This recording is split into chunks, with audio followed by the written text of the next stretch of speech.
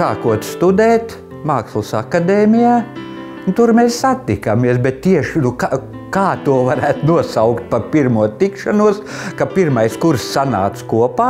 Tas varēja būt pirmā kursā, kad mums bija kaut kādas kopīgas lekcijas vai kopējas lekcijas, jo mēs jau katrs savā fakultātē. Vajadzēja aizņemties konspekts, jo es uz tādu konspektēšanu lekciju nebiju, bet kā zini, bet kundze bija, jā. Varbūt kaut kādi fluīdi vai kaut kā, bet uzreiz jau tas tā nenotika.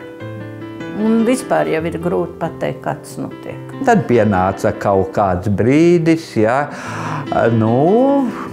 varbūt, ka bija padomā kaut kas, ka varbūt ir dzimtas turpinājums, kā tu bez kāzām. Es tikai atceros to, ka bija runa, ka jāiet uz to saucamo Zaksu, pieteikties, sarakstīties. Kā jūs raksturot savas attiecības, neminot maģisko vārdu mīlestība?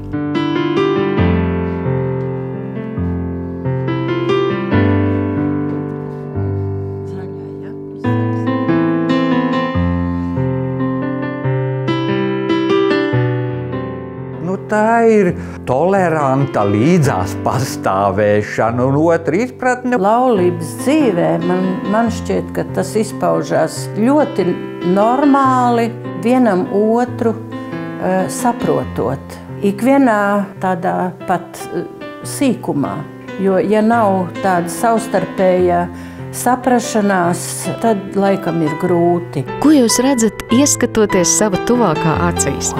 Kāds grūts jautājums.